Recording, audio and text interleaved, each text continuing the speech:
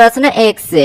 हमें यहाँ पर पहला प्रश्न दिया है, प्रश्न करें कि दुनिया का सबसे मुलायम पत्थर कौन सा है, यानी कि दुनिया का सबसे सॉफ्ट पत्थर कौन सा है ये आपको बताना है। तो दुनिया का सबसे मुलायम पत्थर टेल का पत्थर है, तो ऑप्शन नंबर बी हमारा यहाँ पर सही जवाब हो जाएगा। ठीक है, अगर आपको दुनिया का सबसे कठोर पत्थर कौन सा ये पूछे तो दुनिया का सबसे कठोर पत्थर हीरा है, तो फिर वहां पर आपको हीरा बताना है। और सबसे मुलायम पत्थर कौन सा है तो वो टेल का पत्थर है, तो ऑप्शन नंबर बी यहाँ पर सही जवाब हो जाएगा।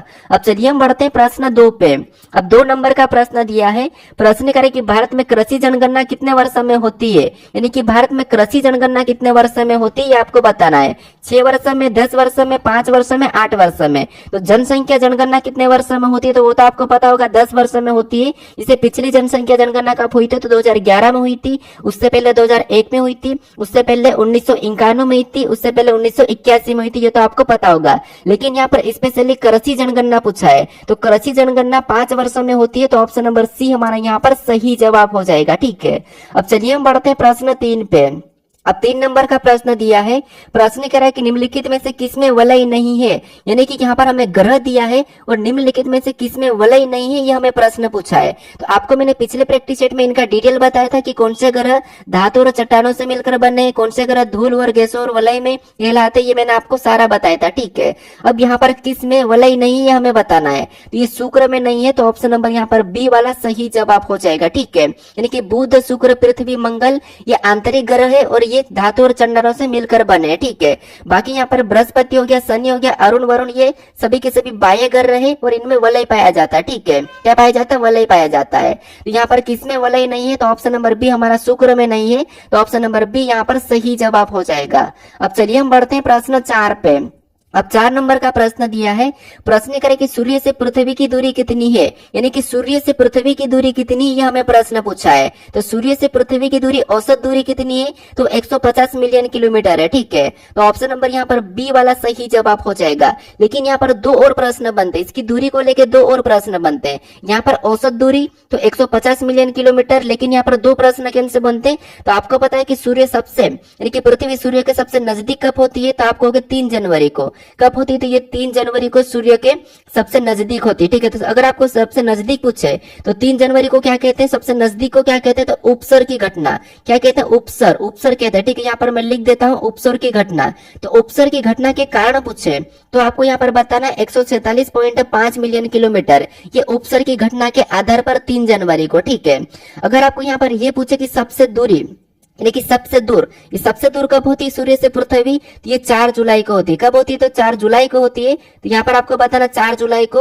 और इसको क्या कहते हैं, यहाँ पर अपसोर कहते हैं। क्या कहते हैं, अपसोर कहते हैं। ठीक है, इसको क्या कहते हैं, इस घटना को अपसोर कहते हैं। क्या कहते हैं, अपसोर करते हैं। ये दोनों याद रखना, दोनों इंपॉर्टेंट। ठीक है, यहाँ पर इसके 3 प्रश्न बनेंगे। सबसे पहला प्रश्न कि सूर्य से पृथ्वी की दूरी कितनी है तो 150 मिलियन किलोमीटर है। ठीक है, ऑप्शन नंबर बी यहाँ पर सही है। लेकिन आपको यहाँ पर अगर ये पूछे कि उपसर के घटना के कारण सूर्य से पृथ्वी की दूरी कितनी है तो 147.5 मिलियन, और अगर आपको यहाँ पर अपसर पूछे तो 152.5 मिलियन। ठीक है, तो ये दोनों आपको यहाँ पर याद रखना, ये दोनों सबसे इंपॉर्टेंट है। तो इसके 3 प्रश्न आपको किसी भी एक में से बन सकता है। अब चलिए हम बढ़ते हैं प्रश्न 5 पे।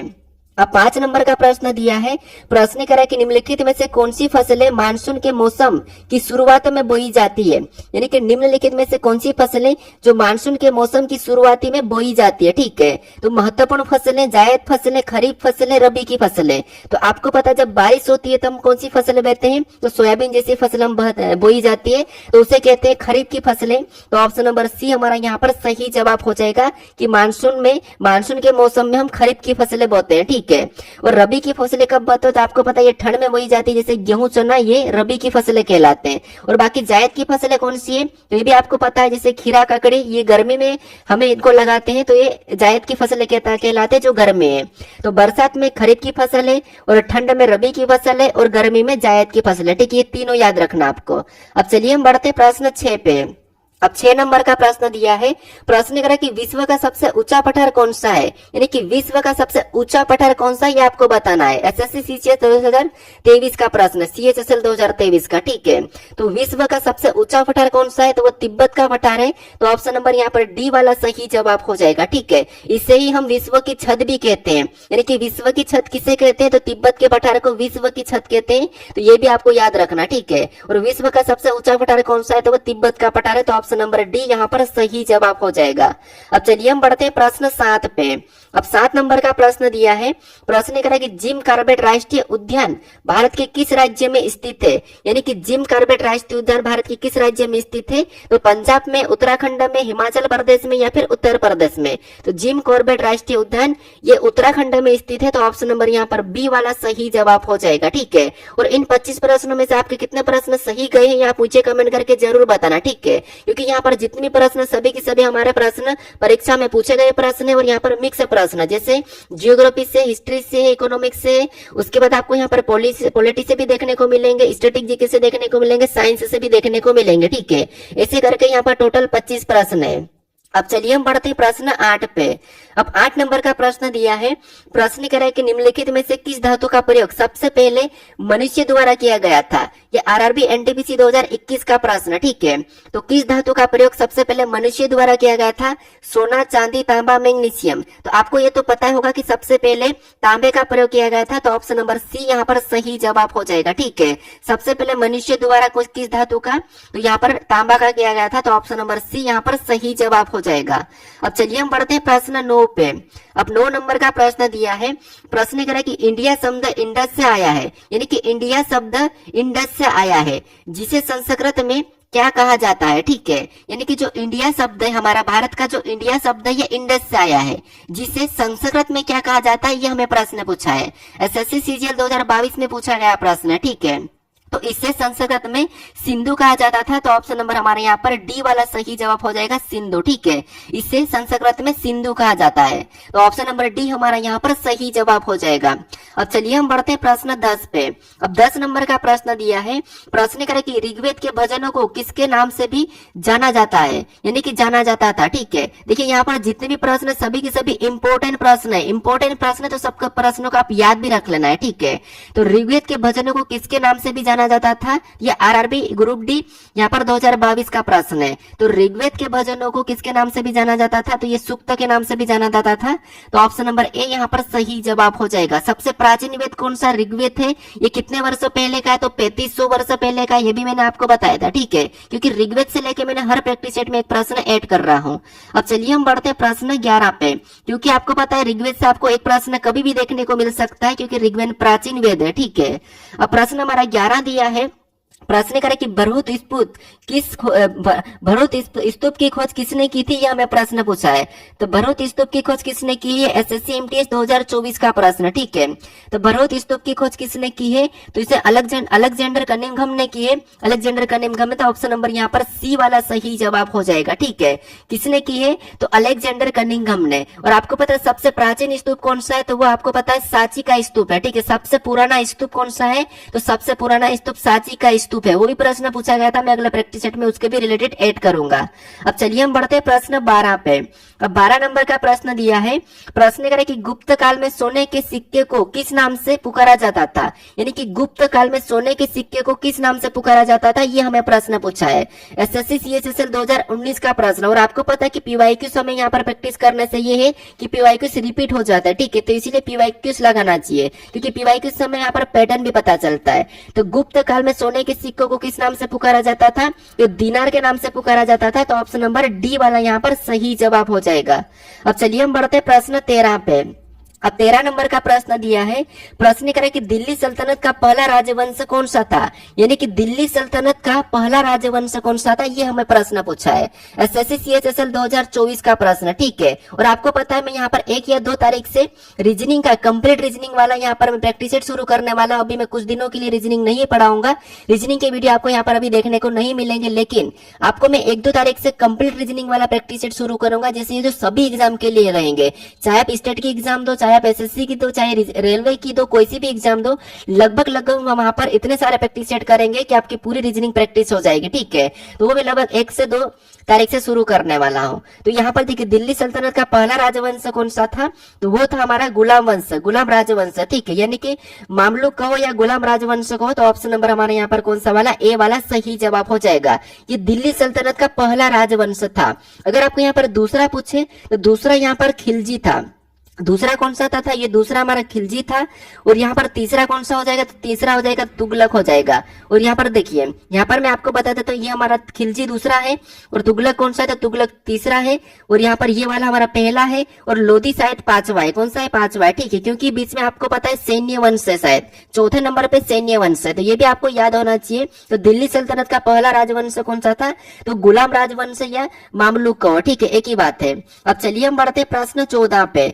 अब 14 नंबर का प्रश्न दिया है, प्रश्न कह रहा है कि वास्को डी गामा जिसने यूरोप से भारत तक समुद्री मार्ग की खोज की किस देश से संबंधित है। यानी कि वास्को डी गामा जिसने यूरोप से भारत तक की समुद्री मार्ग की खोज की है, ठीक है। अगर आपको प्रश्न ये पूछ ले कि यूरोप से भारत तक की समुद्री मार्ग की खोज किसने की, तो वास्को डी गामा ने की। अब वास्को डी गामा ने जो खोज की ये किस देश से है, ये हमें प्रश्न पूछ रहा है। एसएससी सीपीओ 2024 का प्रश्न है, तो ये पुर्तगाल से है। तो ऑप्शन नंबर यहाँ पर बी वाला सही जवाब हो जाएगा पुर्तगाल से।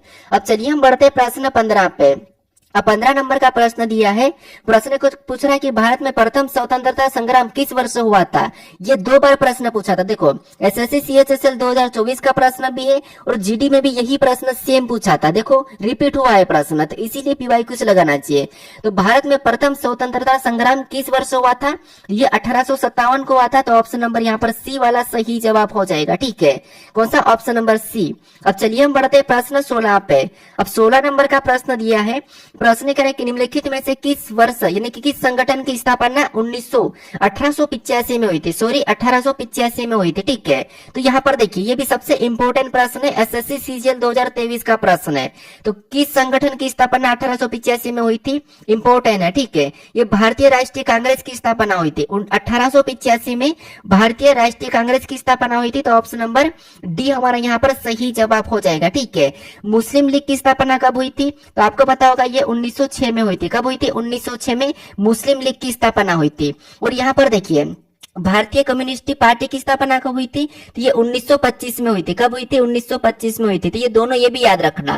तो यहाँ पर 1885 में किसकी स्थापना हुई थी, किस संगठन की, तो ये भारतीय राष्ट्रीय कांग्रेस संगठन की स्थापना 1885 में हुई। और आपको यहाँ पर मुस्लिम लीग पूछे तो 1906 और भारतीय कम्युनिस्ट पार्टी पूछे तो 1925। ईस्ट इंडिया ऑर्गेनाइजेशन तो आपको पता होगा, यहाँ पर 31 दिसंबर 1600 को मैंने यहाँ पर आपको इसका बताया था पहले या दूसरे वाले प्रैक्टिस सेट में, पूरा डेट सही बताया था, ठीक है। 31 दिसंबर क्या बताया था, 31 दिसंबर, ठीक है। कितने में, 1600 में। कब हुई थी, 1600 में। ये मैंने इसका भी बताया था ईस्ट इंडिया का, ठीक है। अगर आपने पहले वाले प्रैक्टिस सेट को उनको नहीं देखा है पिछले वाले, तो उन्हें देख लीजिएगा। अब चलिए हम बढ़ते प्रश्न 17 पे। अब 17 नंबर का प्रश्न दिया है, प्रश्न कह रहा है कि निम्नलिखित में से कौन सा नृत्य राधा और कृष्णा की रासलीला विषय पर आधारित है। और आपको पता है कि यहाँ पर मैं जितने भी प्रश्न लेकर आता हूँ मेरे प्रैक्टिस सेट में, वो ऐसे नॉर्मल से प्रश्न नहीं है दोस्तों। आप ये सोच रहे होंगे कि इतने हार्ड है या भी ये प्रश्न कैसे कैसे ऐड कर रहा है। तो देखो मुझे नॉर्मल प्रश्न बताने में क्या ही जाएगा मेरा, लेकिन मैं नॉर्मल प्रश्न इसलिए नहीं बता रहा हूँ क्योंकि प्रश्न आने लायक होना चाहिए। जिस प्रश्न को अगर आप यहाँ पर देख लो और वैसा कि वैसा वहां पर मिल जाना चाहिए, मैं इस लायक प्रश्न ला रहा हूँ, ना कि मैं कोई सा भी उठा के लाऊं। अगर मैंने कहा कि भारत की सबसे बड़ी लंबी कौन सी है, भारत की राजधानी क्या है, ऐसे छोटे छोटे प्रश्न लेकर आऊंगा तो ये प्रश्न आते ही नहीं, एग्जाम में ही नहीं पूछे जाते ऐसे प्रश्न। तो इसलिए थोड़ा सा आप लेवल अच्छा सा पढ़िए, ठीक है। तो यहाँ पर आपको पता है मैं हर प्रैक्टिस सेट में उस प्रश्न के रिलेटेड और बनाने की कोशिश करता हूँ। जैसे हर बार मैंने जैसे युद्ध का प्रश्न एक बनता ही बनना, तो युद्ध का भी मैं यहाँ पर एड करता हूँ। आपको पता है दिवस का भी बनता ही बनता है, आपको पता है शास्त्रीय नृत्य का बनता ही बनता है। तो नृत्य को लेकर भी मैं हर प्रैक्टिस सेट में एड करता हूँ, ठीक है, लेकिन वो अलग अलग। जैसे यहाँ पर राधा और कृष्ण की रासलीला विषय पर कौन सा नृत्य आधारित है, ये एसएससी सीपीओ 2023 का प्रश्न है। तो ये मणिपुरी है, तो ऑप्शन नंबर बी यहाँ पर सही जवाब हो जाएगा, ठीक है। अब मणिपुरी कहाँ का है, तो ये आपको पता नहीं चाहिए मणिपुर किस स्टेट का है, तो ये मणिपुर का है। यहाँ पर मोहिनीअट्टम किसका है, तो मोहिनीअट्टम केरल का है। और कथक कहाँ का, तो ये उत्तर भारत का है। और कथकली कहाँ का है, तो कथकली हमारा आपको पता है ये भी केरल का है। तो यहाँ पर मणिपुरी, ठीक है, मोहिनीअट्टम है, यहाँ पर कथकली, ये दोनों की दोनों केरल के हैं, बाकी ये मणिपुर का है। और ये आपको पता है उत्तर भारत का। और भरतनाट्यम सबसे प्राचीन शास्त्रीय नृत्य, ये आपको भी पता होगा क्योंकि मैं पिछले प्रैक्टिस सेट में नृत्यों की तो हर बार स्टेट तो बताता ही हूँ, ठीक है। अब चलिए हम बढ़ते हैं प्रश्न 18 पे। अब 18 नंबर का प्रश्न दिया है। प्रश्न कह रहा है कि माई माता निम्नलिखित में से किस राज्य का लोकप्रिय लोक नृत्य है। यानी कि माई माता निम्नलिखित में से किस राज्य का लोकप्रिय लोक नृत्य है। ठीक है, एसएससी सीपीओ 2023 का प्रश्न है। क्योंकि आपको पता है कि शास्त्रीय नृत्य से एक प्रश्न आपको 101% देखने को मिलेगा, तो इसकी स्टेट तो आपको मैं रटा दूंगा, क्योंकि मैं हर प्रैक्टिस सेट में हर बार बताऊंगा कि ये इस स्टेट से है और उनका अलग अलग तरीके से प्रश्न बनते हैं, कौन क्या है सारा, तो वो मैं अलग अलग तो लाऊंगा इसे, लेकिन हर बार मैं पिछला भी रिवीजन करवाते चलूंगा। ठीक है, ताकि आप कभी भी गलत ना कर पाओ। तो यहाँ पर माई माता निम्नलिखित में से किस राज्य का लोकप्रिय लोक नृत्य है, तो ये आपको पता होना चाहिए त्रिपुरा का है। तो ऑप्शन नंबर माई माता, माई मतलब आप माता मान लीजिए और माता के पास त्रिशूल होती है। आप यहाँ पर एक ट्रिक बना लीजिए छोटी सी, माई माता, माता मतलब एक त्रिशूल वाली, तो त्रिशूल मतलब त्रिपुरा। तो ऑप्शन नंबर ए यहाँ पर सही जवाब हो जाएगा। ठीक है, यहाँ पर आपको इसके क्या करना है, ट्रिक बना लेना है। अब चलिए हम बढ़ते हैं प्रश्न 19 पे। अब ट्रिक कैसे, वैसे भी ट्रिक याद नहीं रहती, लेकिन यहाँ पर थोड़ा सा केचअप हो जाता है। अब प्रश्न हमारा 19 दिया है। प्रश्न अगर किस जनगणना का नारा हमारी जनगणना हमारा भविष्य ये था, यानी कि किस जनगणना का नारा हमारी जनगणना हमारा भविष्य था, ये हमें प्रश्न पूछा है। ये एसएससी सीएचएसएल पिछली 2024 का प्रश्न है। तो आपको पता है 2011 में जनगणना हुई है, 2001 में भी हुई है, 1991 में हुई, 1981 में हुई। ये मैंने सारी आपको पहले ही बता दिया था कि ये जनगणना हुई थी। लेकिन जनगणना का यहाँ पर हमारी जनगणना हमारा भविष्य, ये किस जनगणना का नारा है, तो ये 2011 की जनगणना का नारा है। तो ऑप्शन नंबर डी यहाँ पर सही जवाब हो जाएगा। अगर आपको इनका नारा पता हो तो आप मुझे कमेंट करके बता सकते हो। ठीक है, इसका नारा बता सकते हो। अब चलिए हम बढ़ते प्रश्न 20 पे। अब 20 नंबर का प्रश्न दिया है। प्रश्न करे कि भारत में शिक्षक दिवस प्रतिवर्ष 5 सितंबर को किसके जन्मदिन के उपलक्ष्य में मनाया जाता है, यानी शिक्षक दिवस। ठीक है, यहाँ पर देखिए सबसे पहला प्रश्न क्या बनेगा कि भारत में शिक्षक दिवस प्रतिवर्ष किस तारीख को मनाया जाता है, तो ये 5 सितंबर को मनाया जाता है। और किसके जन्मदिन के उपलक्ष्य में मनाया जाता है, ये हमें प्रश्न पूछ रहा है। तो भारत में शिक्षक दिवस प्रतिवर्ष 5 सितंबर को मनाया जाता है। ठीक है, इतना तो क्लियर है। अब किसके जन्मदिन के उपलक्ष्य पर मनाया जाता है, ये एसएससी सीजीएल 2024 का प्रश्न है। तो ये सर्वपल्ली राधाकृष्णन के जन्मदिन के मनाया जाता है। तो ऑप्शन नंबर बी यहाँ पर सही जवाब हो जाएगा। ठीक है, याद रख लेना। अब चलिए हम बढ़ते प्रश्न 21 पे। अब 21 नंबर का प्रश्न दिया है। प्रश्न करे कि the best mistakes of my life, यानी कि the best mistakes of my life, ये किस भारतीय अभिनेता की आत्मकथा है, ये किस भारतीय अभिनेता की आत्मकथा, ये एसएससी एमटीएस 2024 का प्रश्न है। क्योंकि यहाँ पर देखिए ये जो पॉइंट हमारा है कि यहाँ पर the best mistakes of my life, यानी जितनी हम गलती करते हैं वही मेरे लिए बहुत अच्छा है। ठीक है, तो यहाँ पर देखिए the best mistakes of my life, तो ये किस भारतीय की किस अभिनेता की आत्मकथा है, तो ये संजय खान की है। तो ऑप्शन नंबर यहाँ पर ए वाला सही जवाब हो जाएगा। ठीक है, याद रखना ये संजय खान की the best mistakes of my life है। ठीक है, अब चलिए हम बढ़ते प्रश्न 22 पे। अब 22 नंबर का प्रश्न दिया है।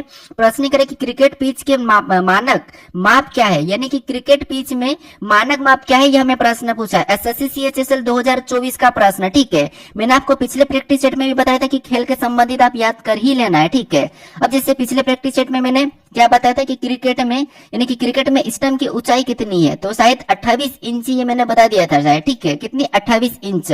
अब यहाँ पर कह रहा है कि पिच के मानक माप क्या है, तो पिच के मानक माप क्या है, ये है 22 गज 10 फीट, यानी कि 22 गज 10 फीट, मतलब ऑप्शन नंबर ये हमारा यहाँ पर सही जवाब हो जाएगा। याद रख लेना क्रिकेट पिच के मानक माप क्या है, तो वो 22 गज है। और यहाँ पर फीट कितनी है, तो ये 10 फीट है, ठीक, गुणा 10 फीट है। और यहाँ पर स्टंप की ऊंचाई 28 इंच है। ठीक है, अब चलिए हम बढ़ते प्रश्न 23 पे। अब 23 नंबर का प्रश्न दिया है।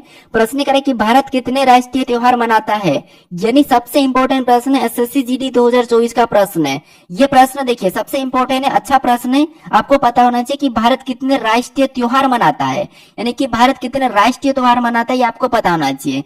तो भारत 3 राष्ट्रीय त्योहार मनाता है।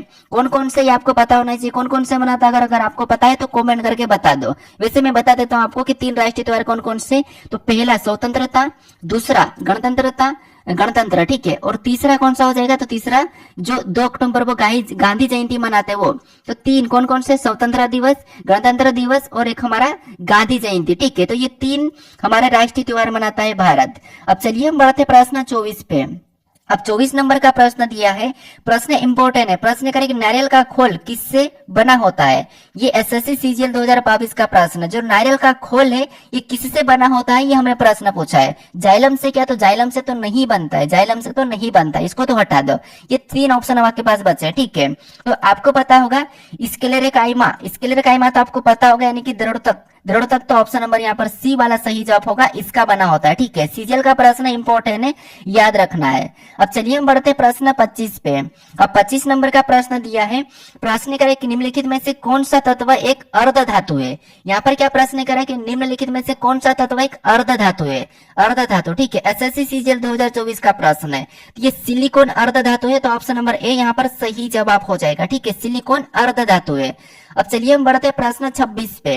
अब 26 नंबर का प्रश्न ये आपको कमेंट करके बताना है। प्रश्न करा है कि निम्नलिखित में से किसे स्थलीय ग्रह कहा जाता है। सबसे इंपॉर्टेंट है, और मैंने पहले और दूसरे प्रैक्टिस सेट में इनको अच्छे से बताया है कि कौन से स्थलीय ग्रह है, कौन से मतलब कौन से स्थलीय है, कौन से बाह्य ग्रह है, कौन से आंतरिक ग्रह है, यानी किसे जोविनियर कहते हैं, कौन से टेरेस्ट्रियल कहते हैं, मैंने सारा बताया था। ये जियो साइंटिस्ट 2022 का प्रश्न है, जियो साइंटिस्ट का, ठीक है। तो इस प्रश्न का सही जवाब आप मुझे कमेंट करके बताओ। यहाँ पर बस आसान है, बस आपको याद होना चाहिए। अगर आपको स्थलीय ग्रह यानी कि आंतरिक ग्रह और बाह्य ग्रह अगर पता नहीं है तो फिर आप क्या ही पता करोगे, ये तो सरल है।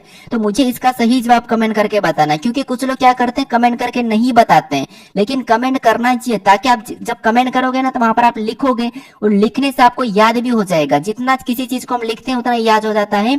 तो इसका सही जवाब आप सोचकर मुझे कमेंट करके बताओ, ठीक है। बाकी अगर आप इस चैनल पर नए हो और आपको वीडियो अच्छा लग रहा हो तो चैनल को सब्सक्राइब कर लीजिए। आपको यहाँ पर एक लोगो दिखाई देगा, वहां पर क्लिक करके, ठीक है। और अगर आप इससे पहले वाले प्रैक्टिस सेट को नहीं देखा हो तो यहाँ पर क्लिक करके आप उससे भी देख लीजिएगा। बाकी आपका आज का कितना स्कोर रहा 25 में से, ये मुझे आप कमेंट करके बताना। बाकी हम मिलते हैं अभी नेक्स्ट वीडियो में।